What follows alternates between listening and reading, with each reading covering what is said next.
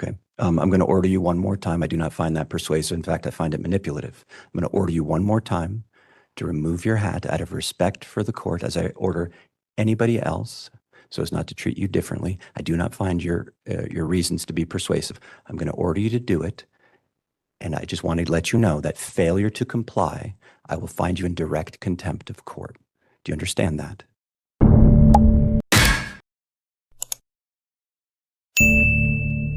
Is Mr. Richmond here? He is here, Your Honor. He's here.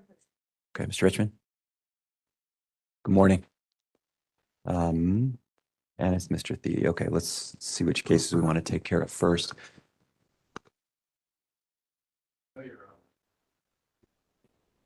Would you please?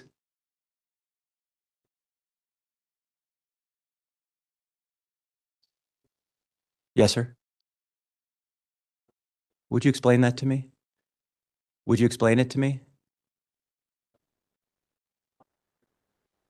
So here's what I'm gonna do.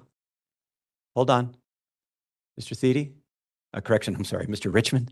Mr. Richmond, I'm gonna ask you to remove your hat. If you decline, I'm gonna ask you why. If you decline, we're gonna have further discussions. Would you please remove your hat in my courtroom? Would you explain your cultural reason to me? So you're declining? I'm going to let you talk to your attorney. And when I call your case, we'll finish this discussion. Noted. You bring the deputies in, please.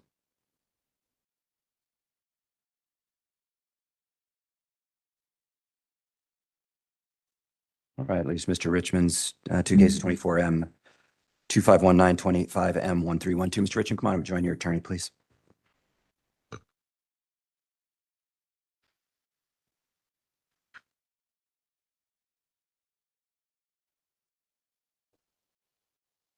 Mr. Richmond, would you please remove your hat in the courtroom?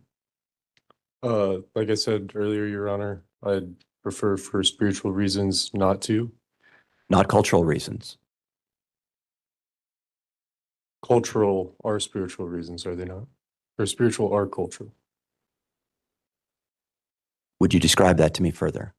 It's to my it's to my understanding, sir, that many people do not need to remove their hat. I'm asking about your situation. And- Explain it to me. Yes, I believe mine is similar because spiritually, I believe I lose power when I expose my head fully. So I'd prefer not to remove my hat because I feel like I need power in here.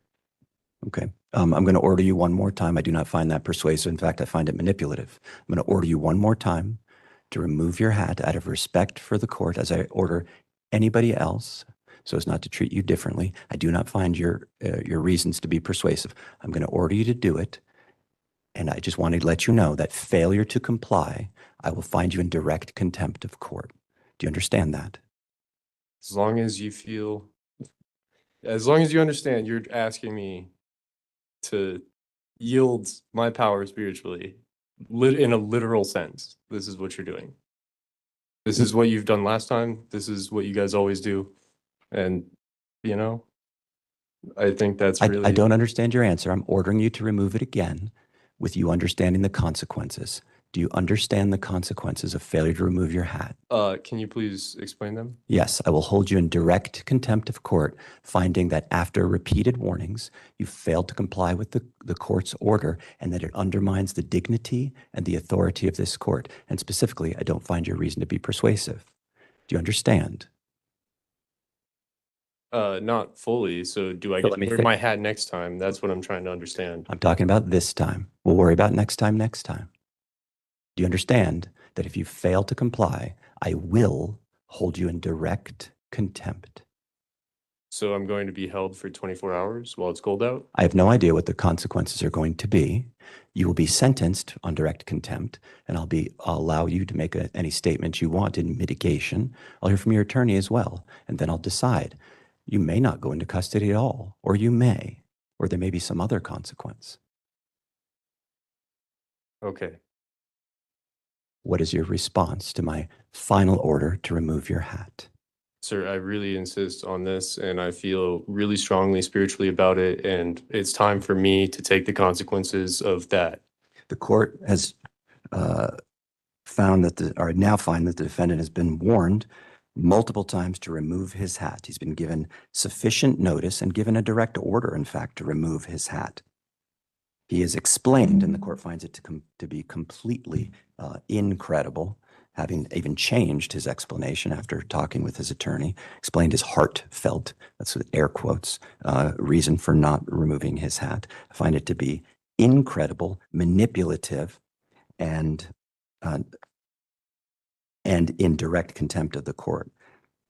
I find that it undermines the the authority and undermines the dignity of the court. I find that he does so intentionally.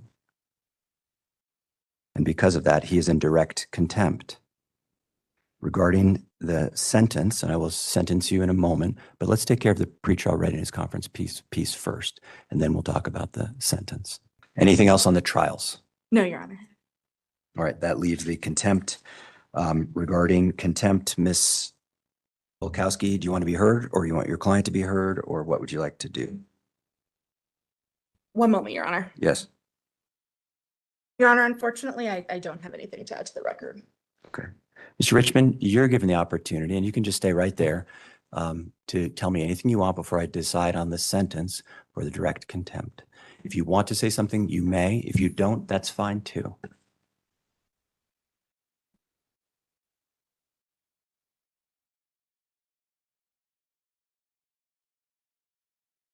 I don't want to say much, but I mean, all there is to say that it's like a religion to me. It's personal. It's semi-parallel to what a lot of religions and cultures believe. And if I embellish too much, then that would be, I believe, wrong. If you embellish, mean add more to it? Yeah, like that is part of my belief. Okay, I got it. And that is part of, call it spiritual, religion, cultural, I don't care what you call it. Okay, thank you. I'm not going to call it anything. I will note that you are wearing a traditional black winter hat that shows no signs of any cultural or religious affiliation, nor have you identified any other than a personal belief that you would like to wear a hat to maintain power. Again, I don't find that to be persuasive, as I've already said. Court, again, finding the defendant to be in contempt, direct contempt of court. I'll sentence you to 1 day in the Boulder County Jail. I was considering longer, but I just need to communicate to you that you can't do this, so I don't want to keep you in jail longer. Plus, it's a snowy day, as you said. Perhaps it's not all that punitive based on what you said. So I'll sentence you to 1 day in the Boulder County Jail. Deputies, please. My bigger concern is that we're going to have a jury on Tuesday. I would encourage you to reevaluate your position, because I do not want you to wear a hat in front of the jury and be and be in direct contempt again. I don't want that to be disruptive, because here it's just us, but that has the potential to be significantly more disruptive to the proceedings. You don't have to say anything about it at all. I just want to put you on notice that the rules remain the rules. You could talk to Ms. Bukowski about it if you want. You could say something too, but I just might be better to think about it and then talk to Ms. Bukowski.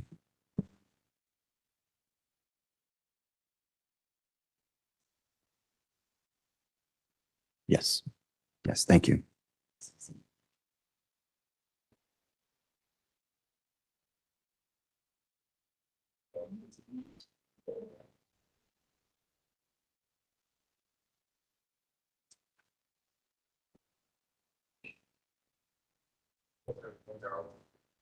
As far as I recall.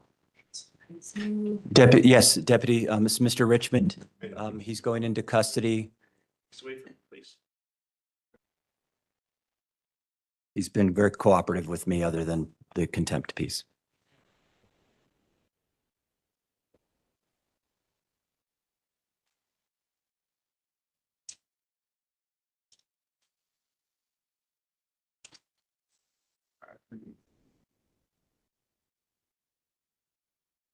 And so the So the record's clear. It's, they're two different cases. It's direct contempt in both cases and 1 day concurrent in both cases. So 1 day total.